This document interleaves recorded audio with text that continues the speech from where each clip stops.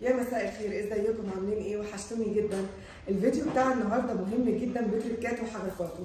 لو انت ست بيت وقاعده في البيت، خدي بالك قوي من الالوانات الاساسيه اللي هنحطها على الشيب علشان المعاناه اللي بتحصل لكم من الشيب، وخدي بالك من الارقام اللي هحطها قبل. حاجه تانية، لو انت شعرك كان فاتح وحاسه ان انت عايزه دايما تكوني ظاهره بشعر فاتح علشان الشيب يتدارى، خدي بالك قوي من اللي هيتعمل في الفيديو ده، لاننا هنعمل اعاده تجديد للون. ولو انت متخصصه ومبتدئه وعايزه تتعلمي تريكات مدام جيجي، خدي بالك قوي من الفيديو اللي احنا هنعمله النهارده، وتعدد الالوان والشيب ازاي هنداريه ونعمل عليه هايلايتس تحفه. ما طولش عليكم وتعالوا نشوف الفيديو هيمشي ازاي.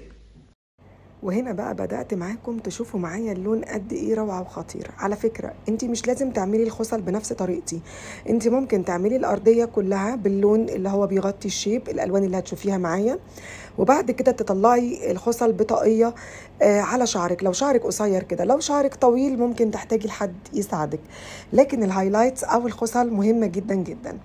هنا بقى زي ما احنا شايفين كده لون قمر بجد، لون كده بلوند على بيج، مدي أرضية حلوة قوي. ولو شفنا اللون قبل هنشوفه دلوقتي هنتفاجئ قد ايه طلعنا منه ألوان جميلة، وكسينا الشيب كله وخلينا اللون بجد قمة الروعة. جبتهولك من كل الاتجاهات علشان تقدري تحددي ان انت تشوفي قد ايه الهايلايتس فاتح والارضيه كمان فاتحه بس بشياكه. الشعر ده كان متعدد الالوان، كان عندنا فيه اصفر وكان فيه اورنج وكان فيه اسود وكان فيه ابيض زي ما احنا شايفين كده، يعني خلطه بيضه.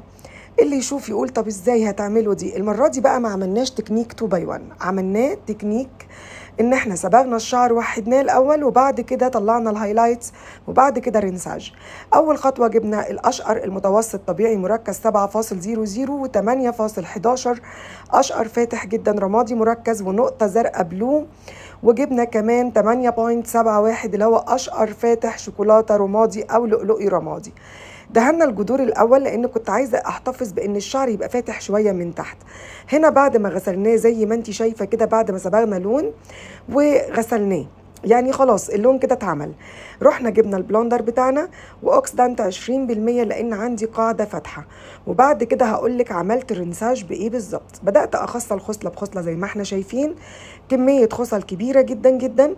بعد ما فتحت معايا وادتني التلجي، هنا انا عملت التكنيك ده لكن كنت عايزه الخصل تبقى فاتحه، فبقيت اصبر على الخصله اللي لسه ما فتحتش واشد الخصله من تحتيها. زي ما انت شايفه الارضيه رمادي صريح، كانت حلوه قوي يا جماعه. يعني كمان في التصوير اللون عندي اصفر شويه في التصوير لان انا عندي الاضاءه صفراء.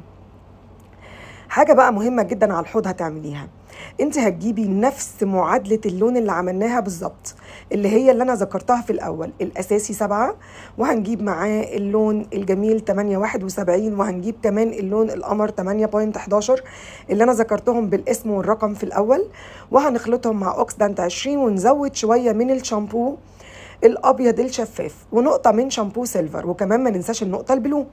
نقلب كويس، او شويه الصبغه اللي يتبقوا منك في الاول زي ما شفتي كده تضيفي عليهم بس الشامبو. اعملي رنساج على الحوض واطلعي بالنتيجه القمر دي، بجد تحفه.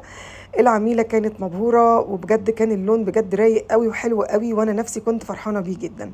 لو عجبك الفيديو ما تنسيش تشيريه كتير جدا للناس، الناس بتقول بنستفاد منك، وكمان المتخصصات بيستفادوا كتير.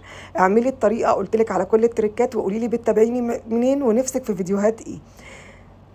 وكمان لو عجبك الفيديو ما تنسيش نشيره لاكبر عدد ممكن، وقولي لي في الكومنتات رايك ايه وعايزه فيديوهات نوعيتها ايه.